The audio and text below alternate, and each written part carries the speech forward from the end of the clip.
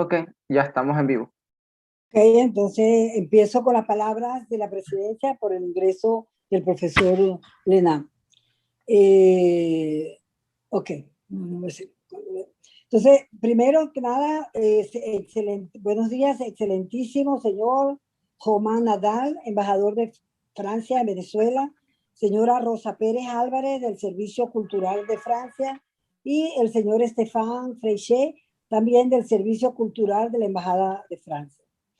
Señores miembros de la Junta de Directores de la Academia de Ciencias Físicas, Matemáticas y Naturales, señores académicos de esta y de otras academias que nos acompañan,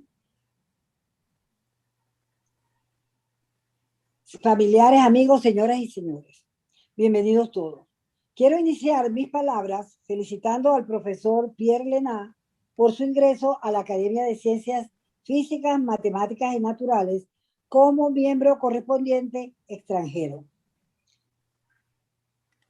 Es oportuno resaltar que la Academia de Ciencias Físicas, Matemáticas y Naturales, en su esfuerzo por promover el desarrollo de la actividad científica y sus aplicaciones, incentiva el ingreso a la corporación de destacados científicos de diferentes nacionalidades. Su aceptación al ingreso está basado en reconocimientos a sus meritorias labores de investigación científica, así como en reconocimiento a las contribuciones originales y sobresalientes que constituyen aportes significativos al conocimiento y bienestar universal a través de la promoción, el desarrollo y la difusión de las ciencias y la valoración del conocimiento científico. El conocimiento validado científicamente es actualmente, sin duda alguna, el principal motor que impulsa el avance de las sociedades hacia niveles mayores de bienestar. El impacto significativo de la ciencia a la cultura y a las diversas muestras de desarrollo humano en las sociedades contemporáneas es un hecho reconocido. En la academia consideramos importante continuar con los programas de desarrollo llevados a cabo haciendo énfasis en darle una mayor visibilidad, el cual contribuye la participación de reconocidas personalidades extranjeras en el campo del desarrollo científico que puedan contribuir al desarrollo de nuestra academia. Como he mencionado reiteradamente, este acto se realiza tradicionalmente en una sesión especial de la corporación. Sin embargo, por razones de bioseguridad ante la pandemia COVID-19, nos hemos visto obligados a realizarla vía virtual. A continuación, el doctor Claudio Bifano se referirá a una breve semblanza del profesor Pierre Léna, la cual nos ilustra su más que merecida incorporación. Entonces, dejo con ustedes al doctor Claudio Bifano.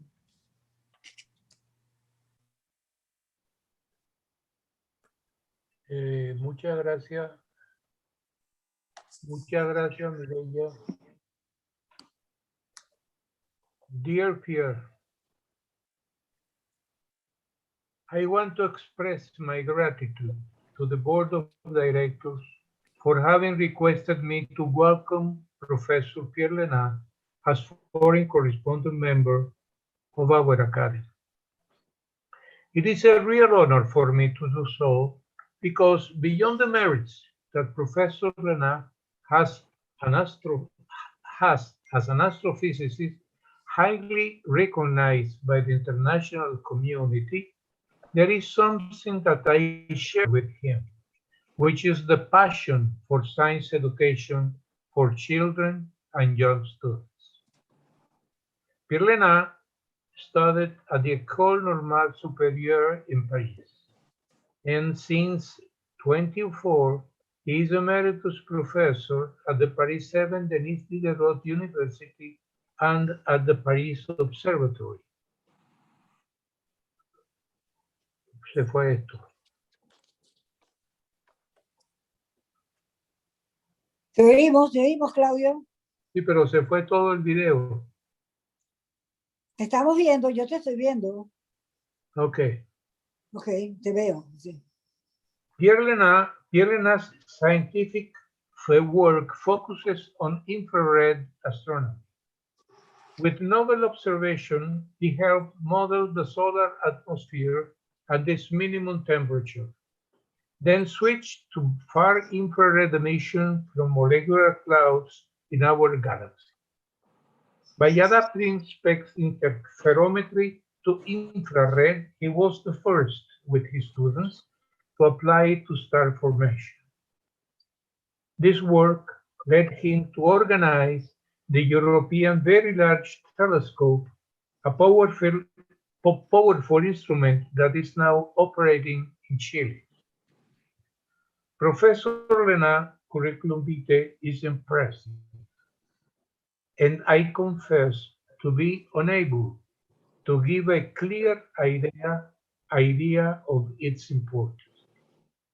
However, I can say that his scientific work has led him to be a member of the French Academy of Sciences, the Pontifical Academy of Sciences, the European Academy, also a foreign member of the Belgian Société Royale des Sciences, foreign member of the Buenos Aires Academy of Education, and the National Academy of Exact Physical and Natural Science of Argentina, the Chilean Academy of Science, and now foreign member of our Academy of Physical, Mathematical, and Natural Science.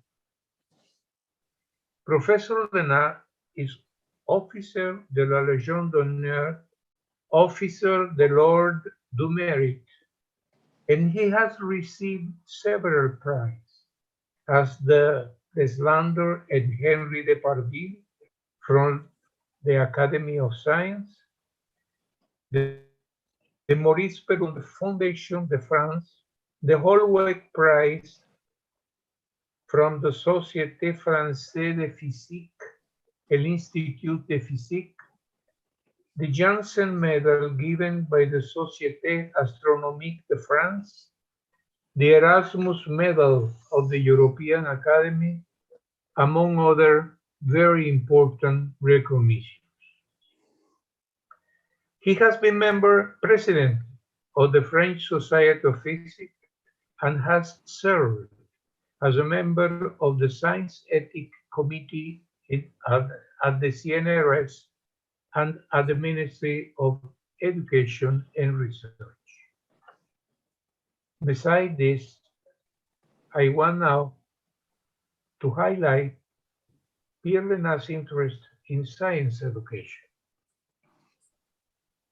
As a member of the French Academy of Sciences, he organized and for many years was in charge of the Education Office. Professor Léna was and continues to be very involved in the renewal of science education in schools and universities.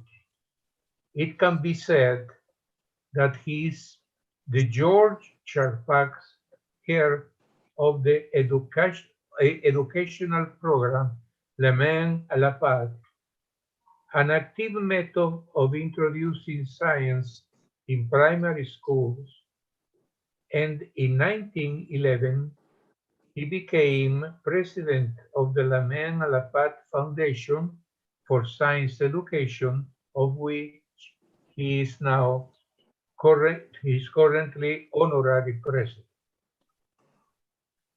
I want to remember with great pleasure and satisfaction that our Academy had the honor of having him as a special guest in the 2006 Science Education Symposium organized in Caracas with the sponsorship of our Academy and the Polar Foundation.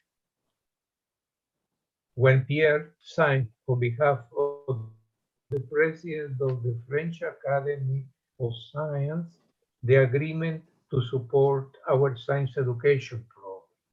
And I want to stress also the benefit that we have and our program have received from this cooperation, which we hope, sincerely, we hope will continue and become stronger, particularly at this time when international cooperation is deeply needed. also come to my mind now beautiful memories of the International Science Education meeting that I have the pleasure of sharing with him. Wisdom, generosity, and courtesy make of Pierre Léna what we mean a maestro, un maestro, in the true sense of this word. So, dear fellow academicians, let me say that for our academy, it is a great privilege to have a person like Pierre Léna as a member. Welcome to our house, Professor Léna. Muchas gracias. Bueno, gracias, doctor Bifano, por la presentación. Creo que ya el embajador está con nosotros, así que le damos la bienvenida al excelentísimo embajador de Francia, quien ahora nos acompaña, el señor Romain Nadal. Muchas gracias, muy agradecido y muy feliz de estar con vosotros para esta emotiva ceremonia. Gracias por acompañarnos en esta sesión especial. Para continuar con el orden del día, vamos a darle paso a la conferencia del doctor Pierre Léna, titulada Education as a Strategy for Climate Change Mitigation and Adaptation. Doctor Léna, tiene la palabra. Estimada Presidenta, doctora Mireia Rincón de Goldwasser, estimados miembros y miembros de la Academia, Monsieur l'Ambassadeur de France, antes de desarrollar ante ustedes el tema de la presentación a la que me han invitado, quisiera expresar todo el placer que siento hoy y la gratitud que debo a su academia por esta solemne investidura como miembro correspondiente extranjero. Al unirme en 1995 al físico Georges Charpak, que acababa de ganar el Premio Nobel de Física en 1902, me involucré inmediatamente en el programa que se llamaría La Main a la Pâte. El objetivo era desarrollar un método de enseñanza de las ciencias para niños pequeños en las escuelas primarias francesas. Con el físico Yves Quéré y el apoyo de la Academia de Ciencias Francesa, lanzamos un movimiento que se ha extendido rápidamente por todo el mundo gracias al ICSU y al IEP, del que Yves Quéré fue copresidente durante varios años. ¿Cómo no mencionar aquí que el biólogo François Gros, entonces secretario permanente de nuestra academia, y también correspondiente extranjero suyo, se encontraba entre nuestros más valiosos apoyos. América Latina se convirtió rápidamente en el lugar privilegiado de acción, con Chile, Brasil, México, Argentina y Colombia. Claudio Bifano, vicepresidente y luego presidente de su academia entre 2005 y 2009, quiso involucrar a Venezuela en esta empresa. Mi presencia hoy entre ustedes es una muestra de que esta colaboración ha continuado con determinación durante más de 15 años con el apoyo de la Embajada de Francia. Permítanme pasar a la lengua inglesa. I recall my own visit to Caracas in 2009, in the magnificent building of your academy. The visits to Caracas of my young colleagues, Alice Pedregosa, Cédric Faure, and Elisabeth Play. The participation in our international seminars in Paris of Lisette Michinel, Rogelio Jovet-Voza, and recently, Diana Hernandez.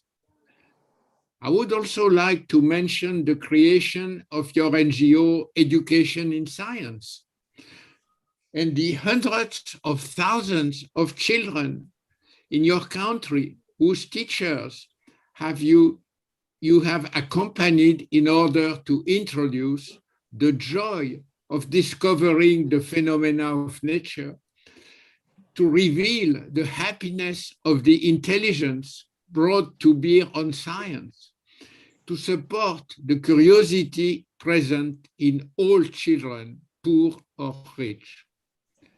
Like a number of academies in the world, you have identified among your 5 academia priority programs that of education of science based on inquiry, pedagogy. That the greatest scientist in Venezuela, in your academy, associated with one of the country's greatest university, the Católica Andrés Bello, should pay so much attention to children, and especially to the most disadvantaged ones, in the extremely difficult circumstances that your country has been experiencing over so many years, is an example and a model for all.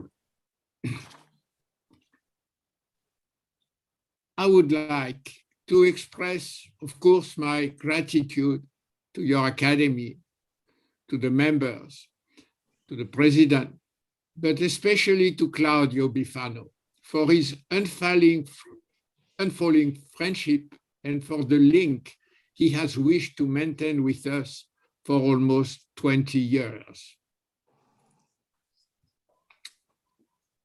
After the signing of the Paris Agreement in 2015 on climate, some of us felt that the climate emergency would require a specific educational action, which would be very effective if based on the pedagogical principles of inquiry. A work then carried out with about 30 academies in the world within IAP convinced us of the consensus that could be reached on the objective and on the pedagogy of climate change education. At that time, I had the pleasure of exchanging with Dr. Alicia Villamizar, who is with us today, and who participated actively in the statement written and published at the end of 2017 by IAP. As a result of this work, we developed the specific program I am going to tell you about now. I must say that my other leg to walk is astrophysics, as Claudio recalled very kindly. And I could also have presented to you some of the recent work made with the European Telescope in Chile, which is a part of the Nobel Prize in Physics in 2020 for its instrumental achievement. But climate has been my choice, and so I will go to my presentation on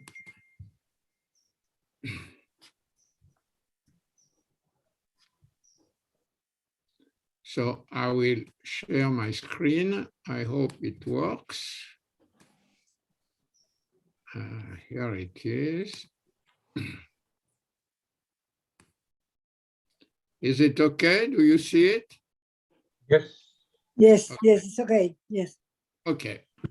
So this is education as a strategy for climate change, adaptation, and mitigation. climate science is a young science. The first idea ever came in 1800 with Joseph Fourier in France, in the French Alps, who had the intuition and the demonstration of the greenhouse effect. About a century later, Sven Arrhenius in Sweden made this much more precise with computation and showed the importance of carbon dioxide. And you know that after the advent of satellite observation of the global Earth and the power of computers around 1960 and after that, then climate science took really its departure until in 2000, Paul Crutzen emitted the name Anthropocene to express the idea that after the Holocene, which is the previous geological era, scientific knowledge shows today that we are entering into the Anthropocene. What does that mean? It means that man is now able to impact its own planet. Of course, climate science is now an immense set of activities. In 2020, I think there was over 30,000 science articles which have the keyword climate change. It's an era when humans have a significant impact on the Earth, its climate, and the species who live on the Earth. And of course, this curve shows the dramatic increase of CO2 content, which has now passed 400 parts per million in our atmosphere. Now, I'm going to begin by speaking of the youth. Why? Because the youth of today is the people who will be the adults of tomorrow. And those are the ones who will be in a double position. They will be able to act and to mitigate and attenuate the effects of the climate change, but they are also the ones who will suffer. And so they deserve attention for those two reasons. Now, let's talk about the youth. I give you some stories, and internet is full of such stories. The one I give to you are ones of which I have been personally testifying and heard. Let's quote a 4-year-old girl who says, "I'm sad, I shall never have children. When I will be grown up, we shall all be dead. We shall have nothing to eat." 4 years. My own 5-year-old granddaughter who's told me, "Is it true, Daddy, that we will all be dead when I will be grown up?" This is a French. The other one was English, and it was reported in the Times. A middle school team of students whom I met in the city of Bordeaux, where I'm speaking to you tonight, explaining to me their rocket project to explore the planet Mars. I asked them, "Why have you picked this project?" "Oh," they said, "we have to leave the Earth. The Earth is ruined." Now, a movement, an international movement called the Youth for Climate. Here is their proclamation 2 years ago. "We no longer believe in progress. We no longer want growth and economic expansion because this senseless and blind caste inherent in our industrial civilization is leading us towards an ecological, social, and economic abyss." And of course, we have the picture of the March for Climate in many countries on the top right of the screen. And I just took a forecast of the coast of San Juan in your country with a 6 feet sea level rise. Now, 6 feet is above the bottom prediction for the end of the century, which is 1 meter. But there are tipping points, especially in Greenland, who are very worrisome now, which would make not only 6 feet, but more than that for sea rise. Now, we can ask if the climate generation among the youth exists. And 2 weeks ago, a French newspaper called La Croix published a survey very seriously made in France on ecology in general across young persons, 16 to 30 age. So they are older than the ones I just mentioned in the previous slide. Now, I was baffled by what was said. 80% of those young persons expect a catastrophic future. Number one, the catastrophe will be climatic. And number two, about equality, they quote 3 problems: atmospheric pollution, mostly due to industry, and urbanization, extinction of species, biodiversity, and destruction of natural area by human activities. Now, if one looks more carefully to their personal position with respect to this future, only 20% feel engaged personally and eventually politically, because they are adults, they vote. Only 20%. 20%, and that's interesting too, consider themselves as modernists because they are certain that we will find technological solutions like geoengineering, for instance, which will avoid drastic solutions in the societies. 20% are indifferent, they don't care.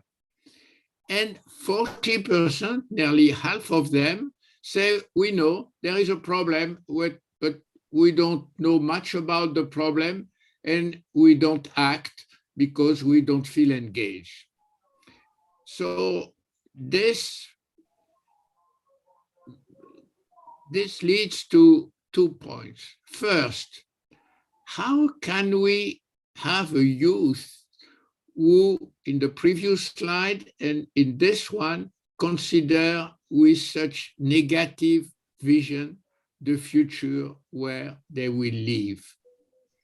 And second, of course, youth is the time of education. So education has something to do, and this will be my next slide, education. In 2015, there was an IPCC meeting in Canada on education and cities. And the conclusion of the youth, there were several thousand which were assembled there, was to express a message which I read to you, part of it. Our schools are preparing us to become tomorrow's leaders, and no question about that, by teaching us basic knowledge. However, they do not teach us how to adapt and how to have an impact on climate change. Climate change must be taught in a cross-curricular way with project activities, active teaching, which will help students to acquire the necessary skills, more in-depth thinking, and therefore more in-depth solutions. The demand is clear: in-depth thinking and in-depth solutions.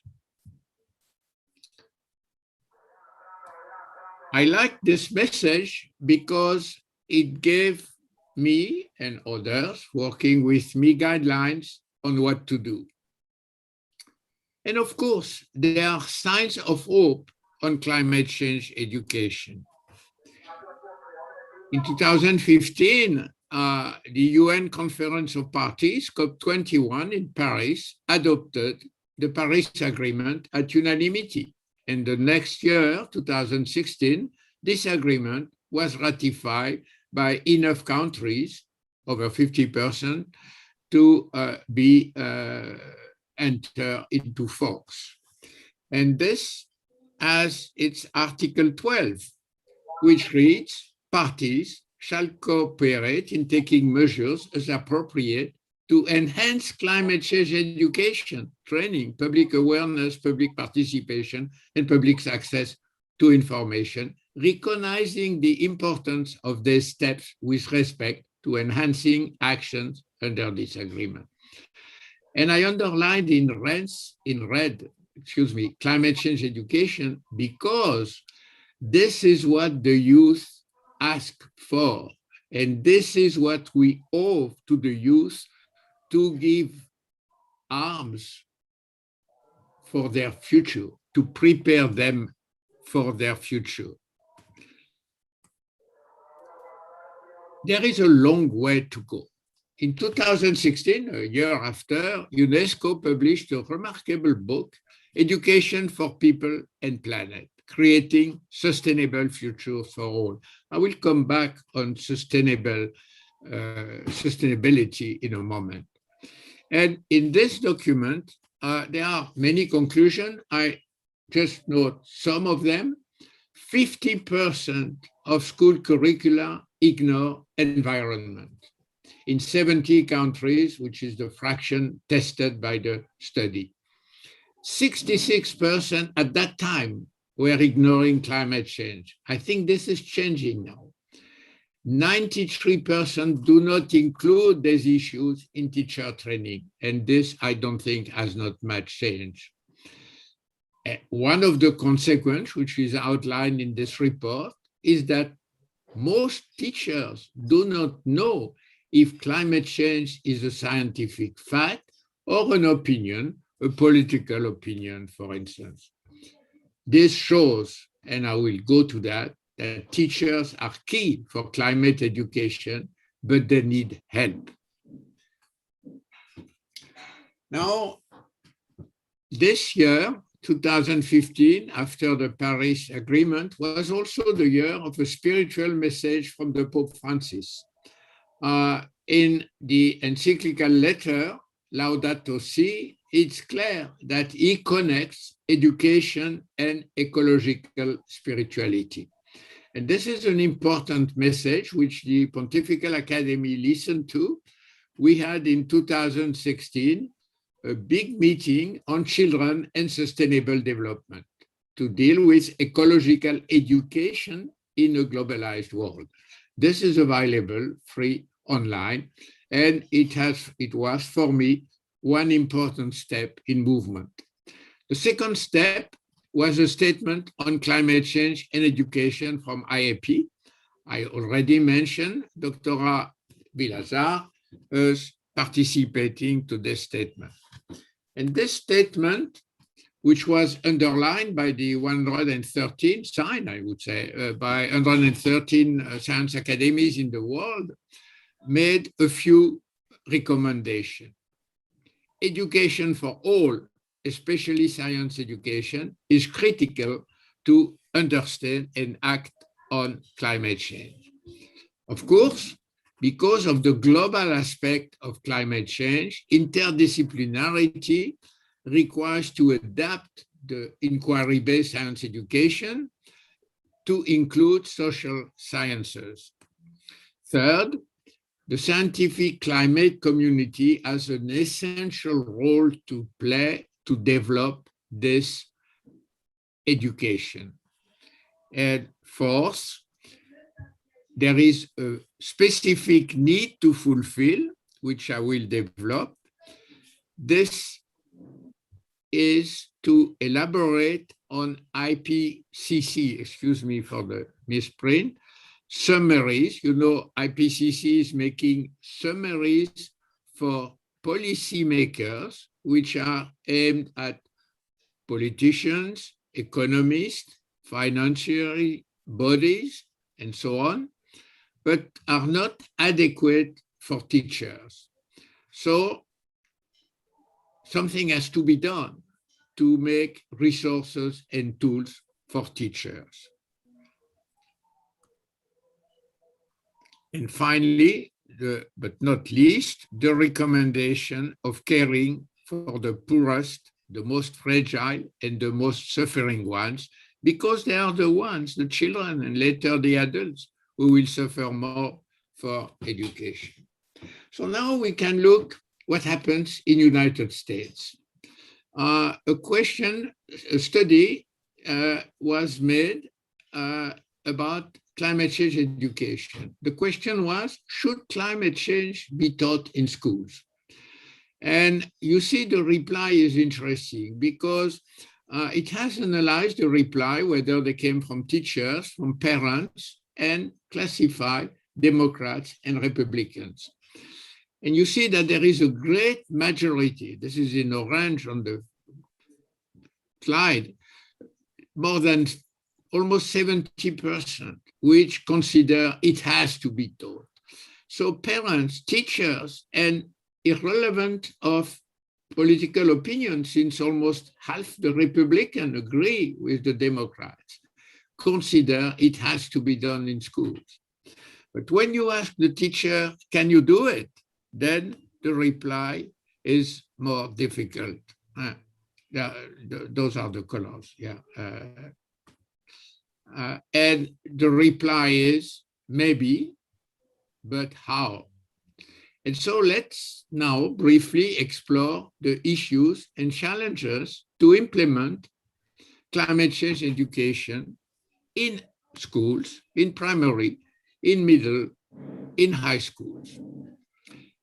Before I do that, I want to clarify a point. What are the relations between sustainable development, ecological transition, climate change?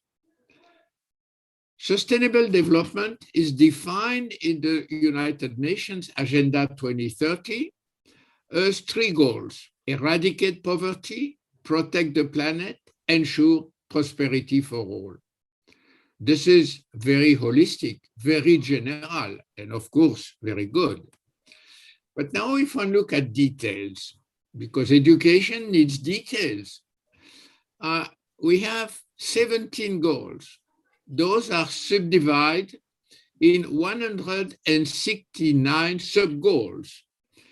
And every sub-goal, or every goal, sub-goal is not necessarily true, is connected to all the other goals. Now, if you compute the number of connections it makes, this is easy. I wrote the formula.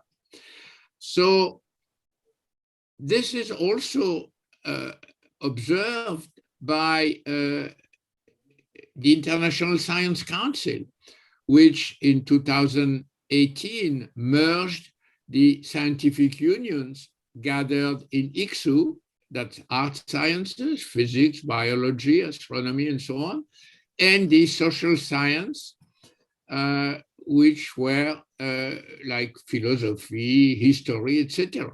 So now they are all in the International Science Council, and the ISC has published a very interesting guide considering the SDG interactions, the point I was making, from the pure science to implementations, and again observe the very many connections of everything to everything. This is typical of a global systemic problem. So we have a challenge, how to translate SDGs in curricula, in teacher training, in classroom activities, how to provide a structured vision for students, because clearly this holistic goal can also lead to full confusion. This is why, without pretending to do the best, we have decided to focus on climate change and biodiversity in education. Why? Because both problems come from science, hard science. This is true for climate change, of course, you know that. This is also true for biodiversity. Both problems have impacts on society as a whole. Both problems require adaptation because some aspects of the change are irreversible already, and mitigation by proper action. But at least in both cases, we can start from science education. And science education is a topic on which, with active methods and inquiry, we have been working with academies and scientists since over 20 years now. I have put here some of the names of colleagues from various academies. Some are Nobel Prize, like Charpat or Mario Molina, who disappeared sadly recently. Bruce Alberts was the president of the National Academy of Science. Natalie von Siemens is the president of the Siemens Foundation, which supports a lot of activities in Latin America. You all know Jorge Allende, former president of Chile. All this group has elaborated with my friend Claudio, the inquiry pedagogy for primary and secondary school with proper adaptation depending on the level. The principles are very clear. Make students active and train teachers so they are able to make students active. So this is a basis, a corpus of research paper, demonstration in many countries, knowledge from ministries of education, support of French embassies. I like to mention that because it has been extremely efficient, especially in Latin America, but also in Asia and in Africa. So this is the basis. But as I said before, this is not sufficient to deal with climate change education. And I would like to introduce 4 components which have to enter to best prepare the youth for its future. And this is true with modulation, of course, for primary, for secondary, and also for university. And I like the motto of my friend Veer Ramanathan. Some of you certainly know him, who is a climatologist at the University of California in San Diego. He likes to say, we have to build among the youth a critical mind and a hopeful heart. This echoes, in a sense, the in-depth message we received from the Edmonton conference. So I see 4 components which are here essential. The first is a scientific one, understanding Earth and climate as a complex system. We feel more or less at ease with this first issue. The second is more difficult. How can we make the youth to trust science results? Because without this trust, the complexity of the system is such that we cannot expect the message to be properly understood. And then we have the need for the youth to become a creative actor of the climatic transition, because they don't want only to understand the problem. They know they have to find solutions, because if they don't, they will suffer of the lack of solution. And finally, it's not a pure scientific problem. It's also a moral problem, a value problem. And so we have to develop empathy and solidarity. And so I will briefly analyze those 4 points. Understanding the complexity of the climate system. This is difficult for our science education because it has to integrate knowledge in all those disciplines of hard science and social sciences. It has to integrate them because the Earth as a system is made of several subsystems: the atmosphere, the biosphere, the continent, the cryosphere, the ocean, and all those systems are interacting together, exchanging matter and energy. And this is difficult because this system has the interdependencies, which implies multifactorial causes. The simplest physical description of a system, one cause, one effect, which is fine for a pendulum, is certainly not adequate for the Earth. It covers a span of scales in space and time for the effects, which is immense. Something happens on the scale of the day, but when we hit the ocean, it's the scale of a millennium.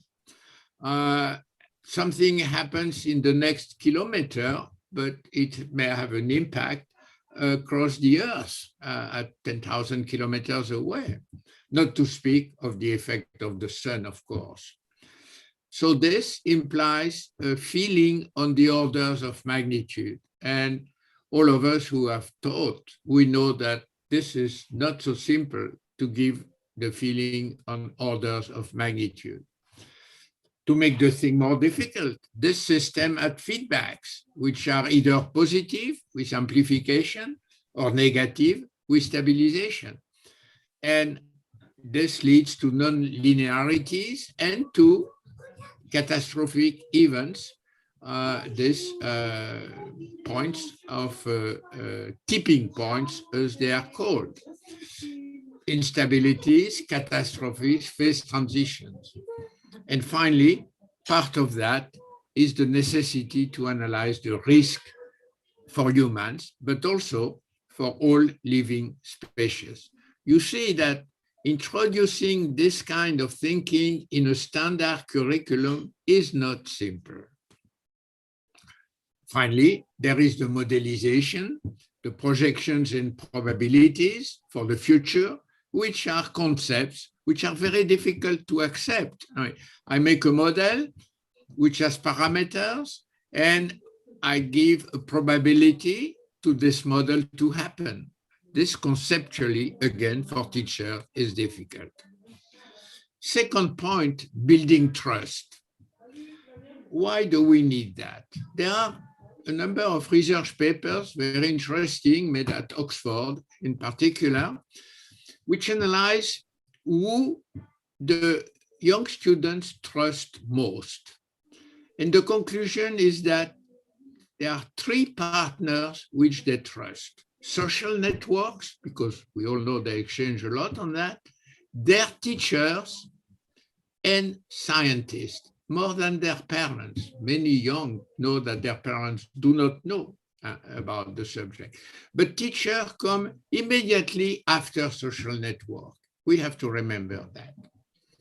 The second point is that on this complex issue, a youngster, a teenager who grows, we know that they need trustable references among adults.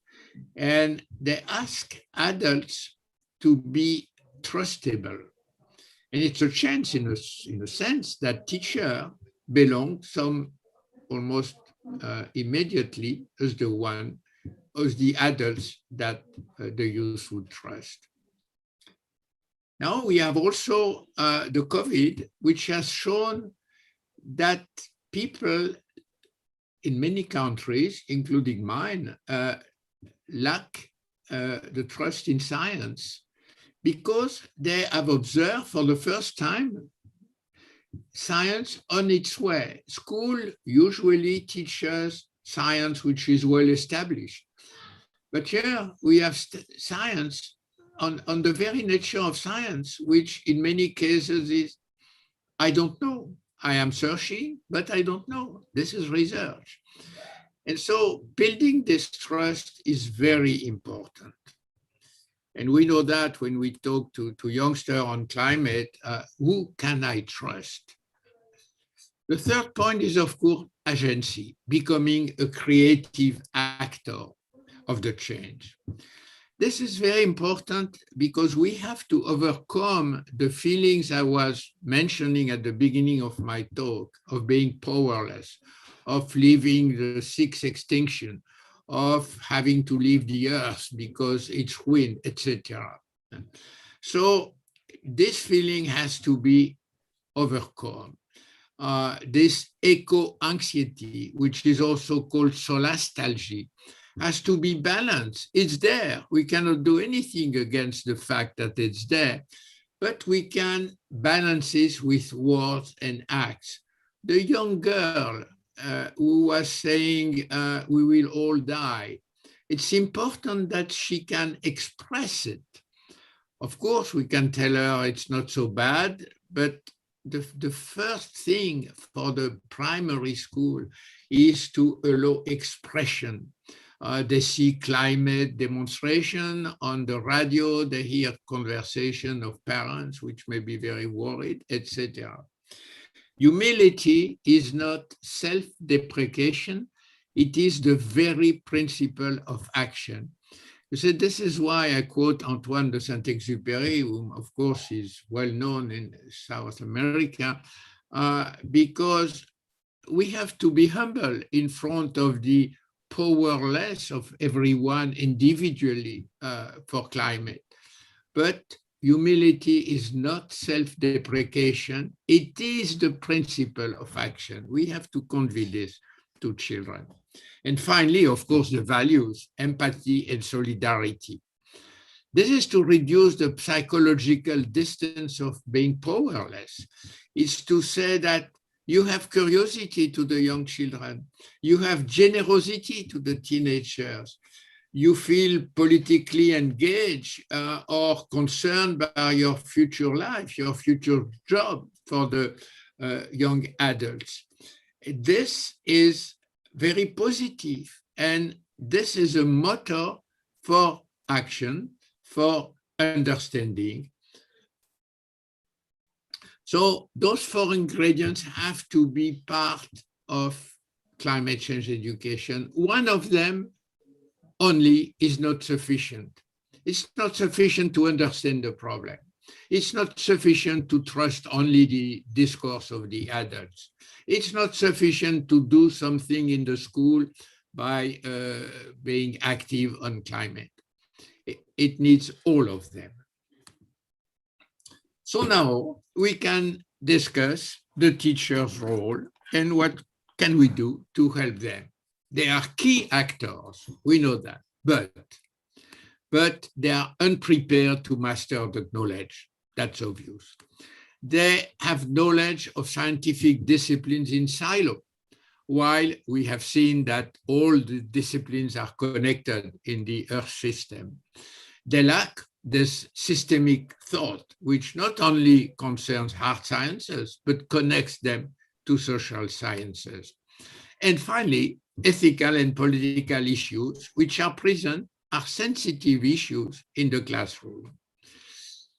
So I think there are 3 levers to implement education on climate change and biodiversity. Changing the curriculum for K-12 is one lever, important one. Training teachers, both vocational and with continuous professional development, is a second lever. And finally, providing teachers with pedagogical resources for the classroom is also a lever. But let's observe that changing a curriculum in any country, in yours, I suppose, as in mine, is a long process. It takes several years. Climate cannot wait. Changing teachers' training is a long process, and it's a costly process. Less complicated than curriculum changes, but still costly. Providing pedagogical resources for the classroom is much simpler. So the red row I have put there is from the simplest to the most complicated. In the existing curriculum, we can have some climate change education. In the existing vocational and continuous development of teacher, we can include. But in the classroom of tomorrow morning, we can begin with existing pedagogical education, pedagogical resource. I have just copied here one page on internet in Spanish last night, just typing climate education. You have many proposals of resources, good and not so good ones. And I like to comment what I consider as a good resource for a classroom, for a teacher. because I have listed here some of the questions I heard from teachers, mostly middle school and high school, in a webinar which we held 2 weeks ago. Should I teach some complex subject while poorly mastering it? I don't know how to do it. How that will be accepted by parents of my students and even colleagues in my school? Should I not prefer easy topics like waste management in school? This is very popular. I can do it. How could I evaluate the students' achievements when dealing with climate change?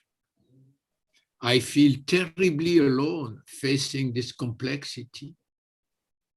And finally, not finally, because we have many questions like that, appearing as a climate activist is not my deontology as teacher.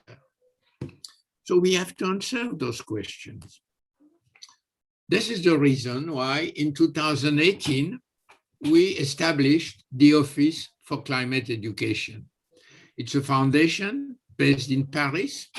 It has become, last year, a UNESCO Category 2 center, which is a big recognition for us. This year, it becomes an IPCC observer body, which is also a big recognition. It has a small staff of 8 persons, but it works with the network of La Main à la Pâte and many other international networks in the world. The goal is to help teachers, just in the spirit I outlined, primary and secondary schools, developing and developed countries. We really have a focus on emerging and developing countries. Professional development, provide the tool and resources for the classroom. Examples of that. We have produced a summary for teachers, exactly the scientific adaptation for teachers of the summary for policymakers from IPCC. This is an example of a special report on heating 1.5 degrees C. Tools for the classroom. This is a heavy book, almost 300 pages, existing in Spanish, on ocean and cryosphere, the report of IPCC in 2019. We have many actions trying to provide resources based on inquiry, trying to combine distance training with presence training with sessions in presence or internet. Last year, we had almost 70,000 teachers attend. We had high-level events. We had one in Santiago, we had one in Mexico recently. We may have one in the fall in Mexico. I hope some of you may join us. And we have a large regional project in Latin America with Colombia, Mexico, and which is being joined by other countries. Many types of resources, they are all on the website. I will not comment them. I like to give you, this is one of many initiatives on climate change education, but we have tried to be conscious of the 4 levers I indicated before, and to conjugate hard science, values, trust in science, and the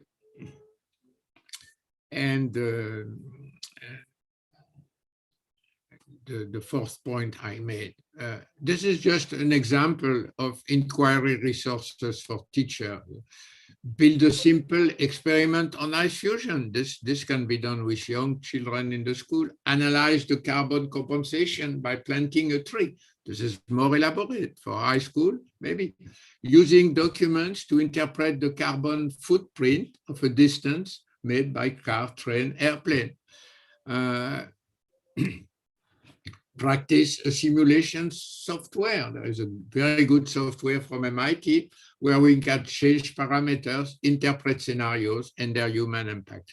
So there are many ideas which we have to make available to teachers and to accompany there. I will not spend time of a second example, which is a new curriculum, which we have established for all high school students in France for the 2 last years, which aims at providing a systemic and interdisciplinary overview of the Earth system and its climate. And this has many subjects, and I just list them quickly. You see, it's climate.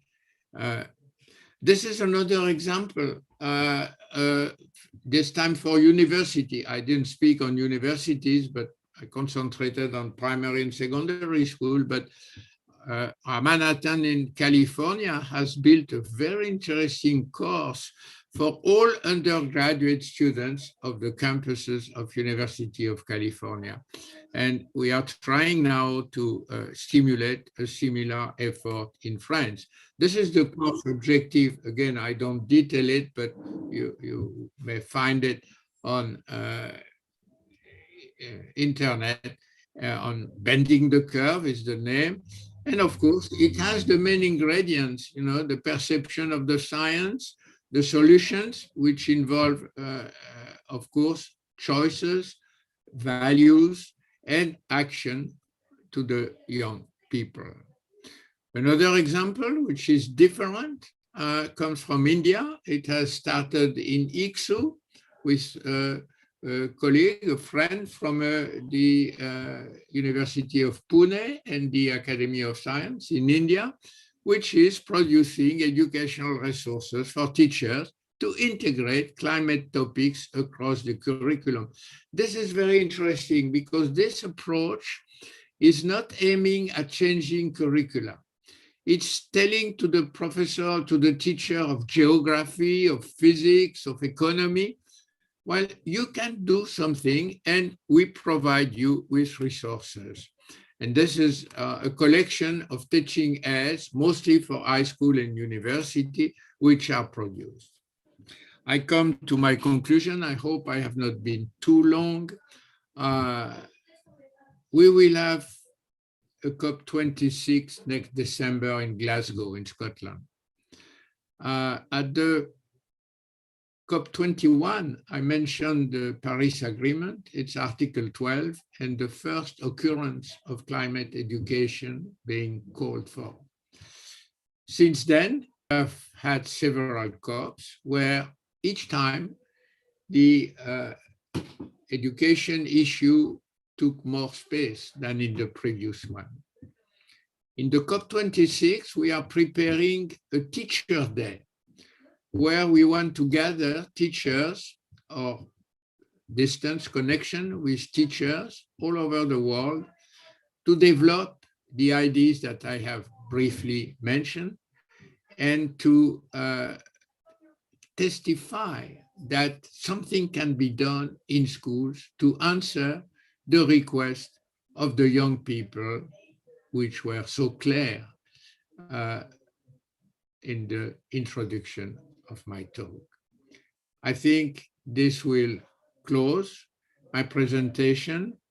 I thank you very much for your patience and muchas gracias. Thank you very much, Professor Léna, for your presentation.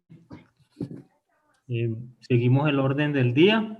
Tenemos una sesión de comentarios, preguntas para la presentación para el profesor Léna.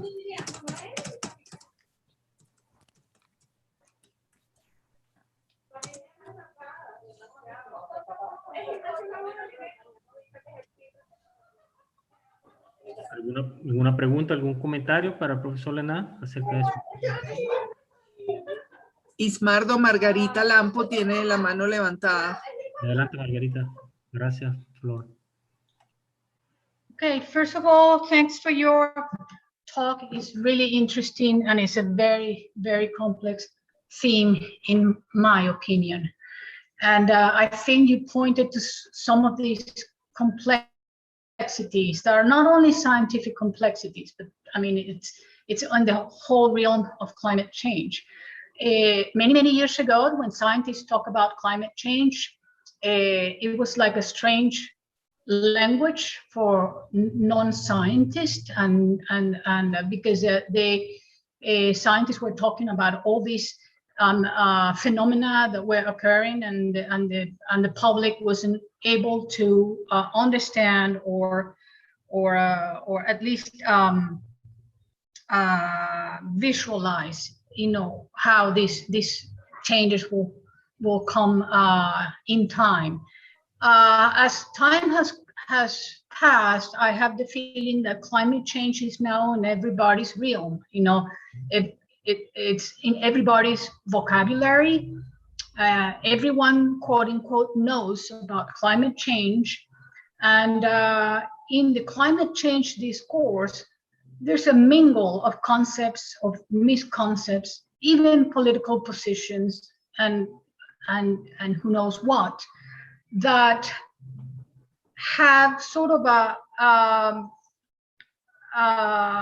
make these two things, that it's climate activism and climate science, sort of like a very gray topics that are difficult for the people to separate. As a result, I think there's a lot of mistrust in climate science, and I think that's something that you mentioned in your talk. And people don't understand what the difference is between the climate science and the climate activism. And I think that is done a lot of damage to the climate science. For example, there are beliefs that progress and climate change mitigation are mutually exclusive. That equality is a part of climate science, and so it's a difficult, because I know climate activism has to be informed in climate science, but at the same time, the two things are just becoming so with no line, in between, that there's a lot of mistrust in climate science. How can we draw this line, this clear line, so that people knows exactly the difference between climate science and the facts and the knowledge that we gather from climate science, and all these other discourse, it's climate activism, that sometimes is really awkward and it really has no base on climate science. Yeah, I think it's a very good point that you are raising. I don't have a general answer for the society, the media, the political leaders, and so on. I have tried to focus and to understand the issue on education, because that's where we have the youth in our hands, should I say, for a long time. I mean, education until 16 is the case in most countries. So we have the young children and teenagers for 9 years or 10 years in school. So we can help them to make the very distinction that you are mentioning, that we have the scientific facts, and which are sometimes debatable on the matter of probabilities. So, this is a difficult concept, of course, but we can try to convey that progressively. This is the role of school. And on the other hand, we have the values, on which people, young people and adults, make their choices, being activists on one side or not the other side or so. And the values for children or teenagers, they understand what it is all about. They know that freedom is not a scientific concept, it's a value. And raising their own freedom of choice, freedom of judgment is another goal of the school. Every teacher does that. It doesn't prescribe what's good, what's bad. It just shows the consequences of actions. He has a kind of neutrality in a sense that. So if in school, in climate change education, we are able to clearly show where are the facts told by, interpreted by science on one hand, and where are the values where the young people can make their own choice, inspired by the facts they know, I think we have really done our job as educators. Mhm. It's a limit, of course, but at least we avoid that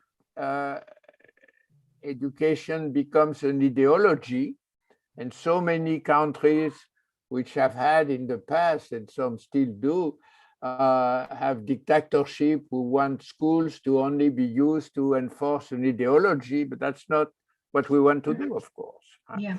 But to avoid the traps you are mentioning, I think the school is an ideal place to work. Mhm. We have time, we have teachers who are more or less qualified, but who can at least be of goodwill.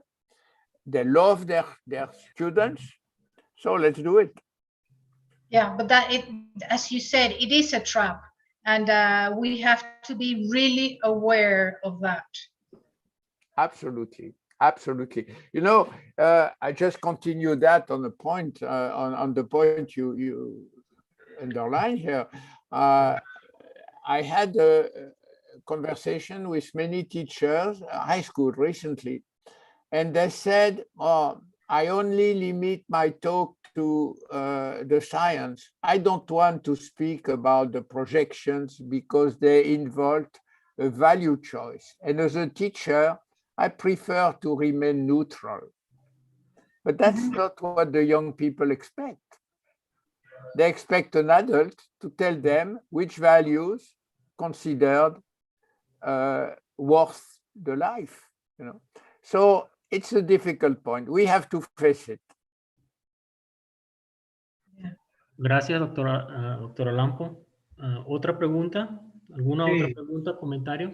Sí, yo quisiera hacer un comentario, Ismael. Adelante, doctor Bifano. Well, Pierre, when I said that you were a real maestro, I wasn't exaggerating my appreciation. Your talk was very, very, very good, comprehensive, and inspiring, I would say. Thank you. But we that we work in science education in our school are facing a terrible problem. And you mentioned the three important lacks of our education: teacher not well prepared, poor material to teach, and the curriculum that is sometimes very oftenly improper.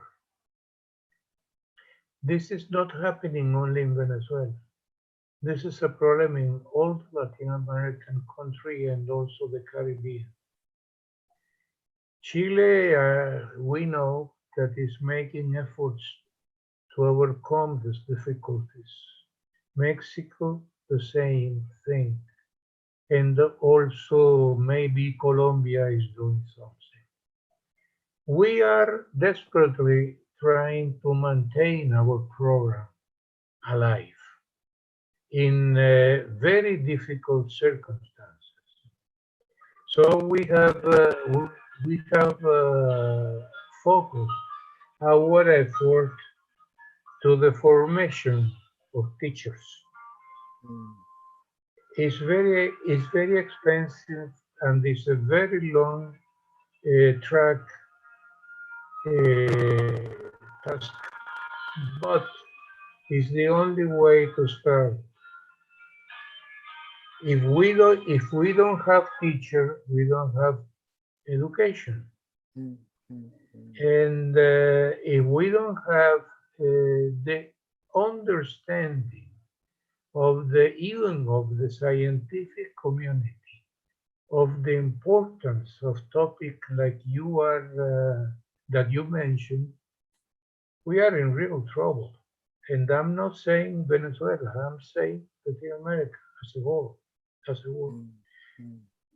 That's why I insist in the need of international cooperation. And the example of the French embassy is a very good one.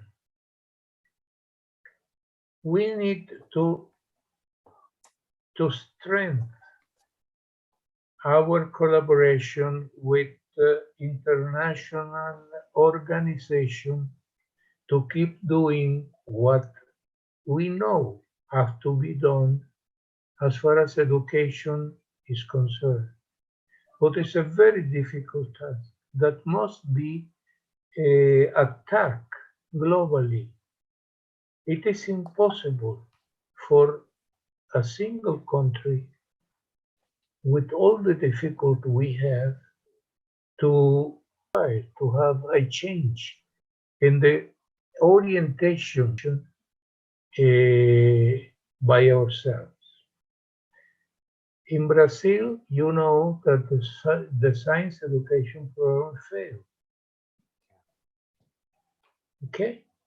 Mexico is devoting important efforts to the formation of teachers. But now, for political reasons, the Science Academy, the Mexican Science Academy, is almost broken. Yeah, I know that. Yeah. You know, in Chile it's happening the same. So the only hope we have to sustain our programs of science education is through the international cooperation. And this is why I say that conferences like you delivered to us today are very important. And we should make more efforts to invite people from all over the world that are interested and that really understand what is the meaning of to save our planet. It's not an easy task, but I can tell you that with the support of Diana Hernandez and the very enthusiastic and small group of colleagues, we are trying to keep our program alive. And we count on the international organization to make this a global program. This is not a problem we can, sorry for repeating the idea, for this is not something we can face and solve by ourselves. We need cooperation. We need sustain from organization and other people that really understand what is going on. Otherwise, it's very difficult to change the current reality. For our governments, education is not a priority. And if that happens, so you don't have money to run the projects. Schools in many of our countries are simply places where parents leave their children, but in the hands of teachers that are not prepared to teach them in the appropriate way. Is very complex.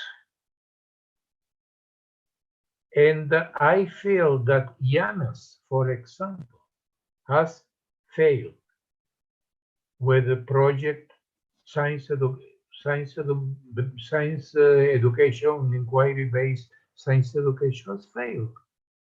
Because the thing is not saying what you should do.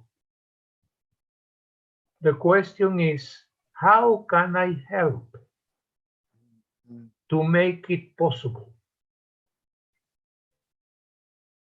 And this is what really concerns me and all the group we are working.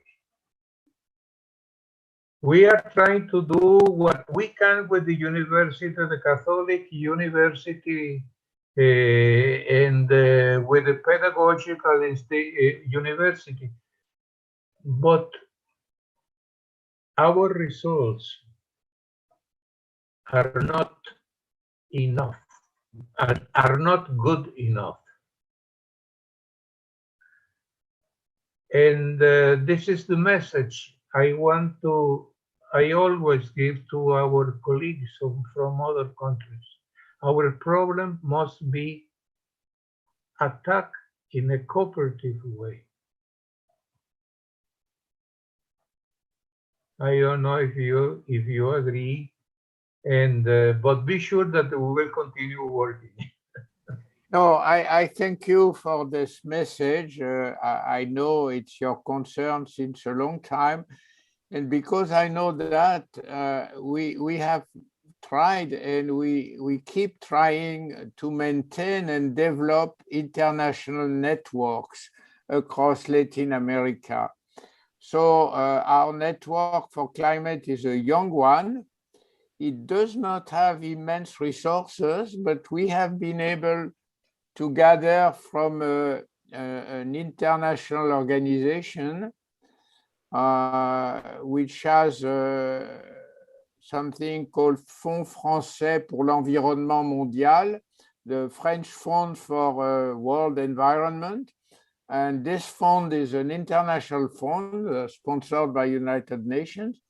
And so we have gathered some money from that fund for cooperation with Latin America. So we had to start with some small focus. So we have started with Mexico and Colombia, which I mentioned, this project. And progressively, so we provide them some money to implement teacher training and action. It's not huge sums, but it's not negligible. And so we can have connection, training session, and so on. Recently, we have added to this group Chile, and we will probably add Peru, making it more regional. And why not add Venezuela in the next step? Now, our limit there is our staff. I said to you, we have 8 people. So even if they work very hard, but I understood that you would have in October, maybe a distance training session with Elizabeth Play. Yes. And of course, this is a first step which might lead to an association of Venezuela, of your academy, to the Latin American Climate Change Education Project. So it's we are fully conscious of the difficulties you mentioned. We admire that our friends in Mexico, in Chile, in Venezuela, in Colombia keep active, and we try to support them. All our publications are in Spanish, for instance, and everything, and obviously they are free of use in classrooms. So I hope that when the pandemic is away from us, we will have a large meeting in Latin America in presence with all of us together, including you, of course. That's, but I realize the difficulties you are in.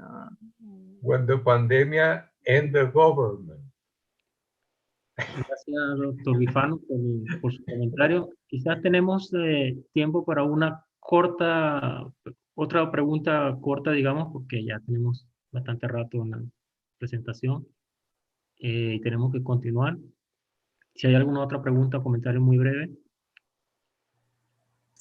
I would like to say something. Well, first of all, I would like to congratulate Professor Pierre Léna. The conference has been really, really outstanding. I really am surprised because so many things that it's not easy. I was thinking, you know, for a teacher to teach about this, I think if you can teach the concern about what is going on and what can we do to make something to stop this thing. But it's so complex. I mean, I was thinking, so many things. And also the politics, for example, if you talk at the beginning about the CO2 increase, and this increase in CO2, how can we stop it, for example? And then comes the political point of the companies that produce for energy, for example, that they don't want to lose money.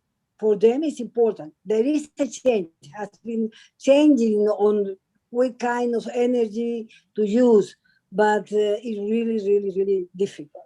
Well, I think that your conference was really good and maybe open the mind and give the importance to have to teach the students, to teach the kids, to teach the teachers, and science in general, how we can do something to change this problem. But I don't see easy. Well. Yeah, thank you for your comment. I think you say exactly what I also feel. The problem is immense. Everyone knows that the problem is immense, and everybody feels powerless. Well, we have to be humble and to do what we can, all of us. And I hope that progressively consciousness will be coming, and already you mentioned that in your first remark, comparing 2015 and today. In 6 years, the knowledge on climate change has changed in all societies, in France, in Venezuela, in underdeveloped countries, everywhere. People know now. 5 years ago, they didn't know. So this is positive. So maybe 5 years from now, we can have students who are better prepared to act. When we teach 100,000 students, we can hope that some of them will not become stupid activists, but will vote or change their practice seriously. And I don't have a magic recipe. I think education has this privilege to act on the long term and to be able to prepare a child to become a human being. This is fantastic. So let's use that.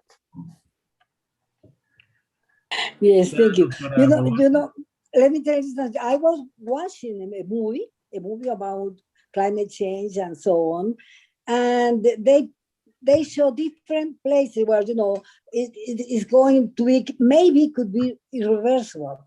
And I was really worried, how can it be irreversible? And then I thought about the ozone, you know, that has been reversible. I mean, we have increased the ozone layer and so on. And say, what could you tell me that really there are some of them that are really irreversible? Because that is really worry, not being a child anyway. But if you see that in that movie, I feel terrible after seeing that, after watching that.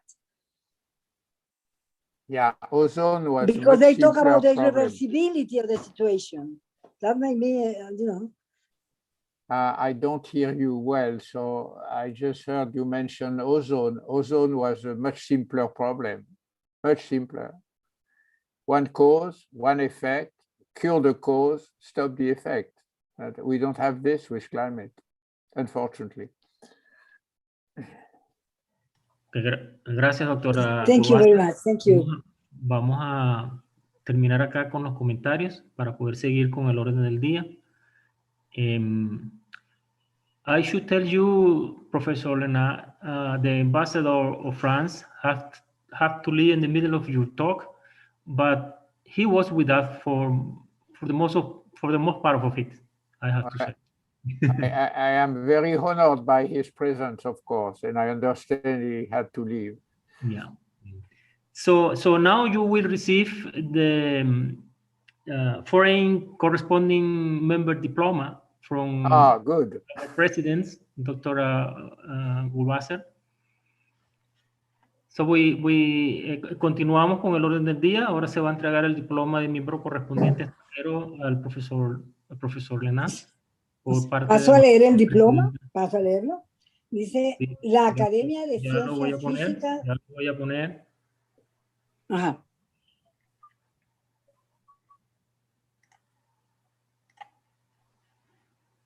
Excuse me, was it a question to me?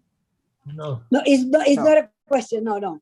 He's Okay. going to put in the screen, the diploma. Okay. Well, I assume I Well, would like to thank It's coming, you it's again. coming. It's coming. Okay. Okay. It's coming now. See. No, okay. Magnificent. I'm going to read it. It says, Okay, la Academia, paso a leerlo, ¿ok?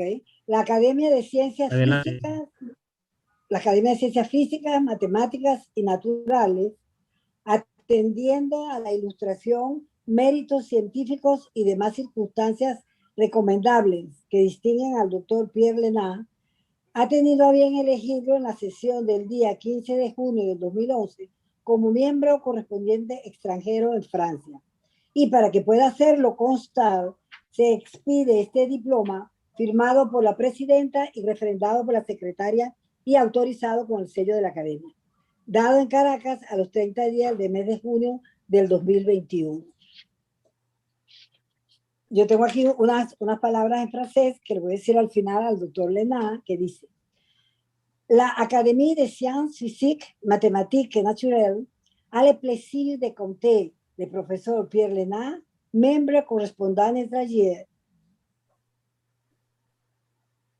Par nous, le professeur Léna a derrière lui une carrière scientifique et professionnelle qui n'est plus à démontrer. Au nom de l'Académie, professeur Léna, je vous délivre le diplôme que vous accrédite comme tel. Merci beaucoup, Monsieur Léna, professeur Léna. I am very deeply moved by the ceremony, by this diploma, which I will certainly frame with care, and by your kindness, your attention to what I have tried with many colleagues for education in Latin America, despite my poor Spanish language. And I hope, despite my age, I am close to 84, so I will not probably travel as much as before, but I would hope to visit you someday, still, if I have the strength to do that. Thank you very much. Merci beaucoup. Yo siempre, yes. So, Bueno, c'est le professeur Léna, c'est vraiment un honneur pour notre académie de vous avoir comme membre correspondant étranger. Merci beaucoup, professeur, d'avoir accepté notre désignation. L'acte est fini. L'acte est fini. Merci.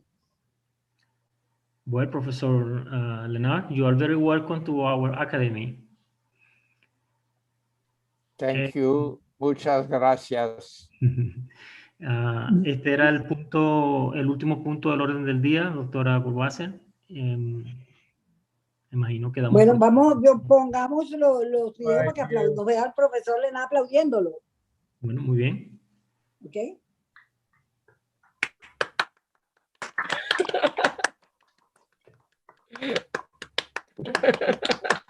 Vraiment que es un honor. Muchas gracias.